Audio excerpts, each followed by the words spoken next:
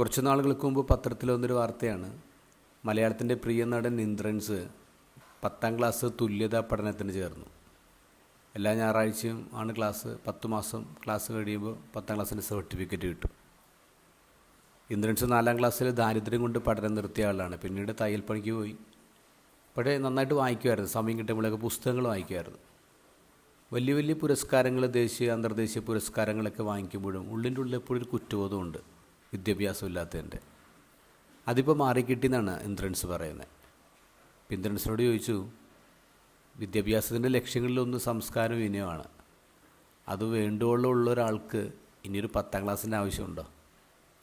അപ്പം ഇന്ദ്രൻസ് പറഞ്ഞു, എന്നെ സംബന്ധിച്ച് പഠിപ്പില്ലാത്ത, കാഴ്ചയില്ലാത്തതുപോലെയാണ്. എനിക്ക് കാഴ്ച കാണാം.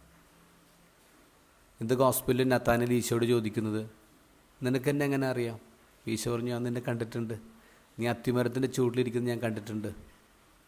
അത്തിമരം എന്ന് പറയുന്നത് പ്രതീകമാണ്. ഇസ്രായേലിൻ്റെ സംസ്കാരത്തിൽ അത്തിമരത്തിൻ്റെ ചുവട്ടിലാണ് റബ്ബിമാർ വേദപാഠം പഠിപ്പിക്കുന്നത്, കുഞ്ഞുങ്ങളെ പഠിപ്പിക്കുന്നത്. അപ്പോൾ അത്തിമരം അത് അന്വേഷണത്തിൻ്റെ, അറിവിൻ്റെ ചുവടാണ്, അറിവിൻ്റെ തണലാണ്. പിന്നെ ഈശോ നത്താനിലൊരു പ്രോമിസും കൂടി കൊടുക്കുന്നുണ്ട്. നീ ഇതിനേക്കാളും വലിയ കാഴ്ചകൾ കാണും. ആകാശം തുറക്കുന്നതും മാലാഖമാർ കയറുന്നതും ഇറങ്ങുന്നതും ഒക്കെ നീ കാണും. അന്വേഷണത്തിൻ്റെ, അറിവിൻ്റെ ചുവട്ടിലിരിക്കുന്നവർക്ക് കാഴ്ചയുടെ വസന്തമാണ്.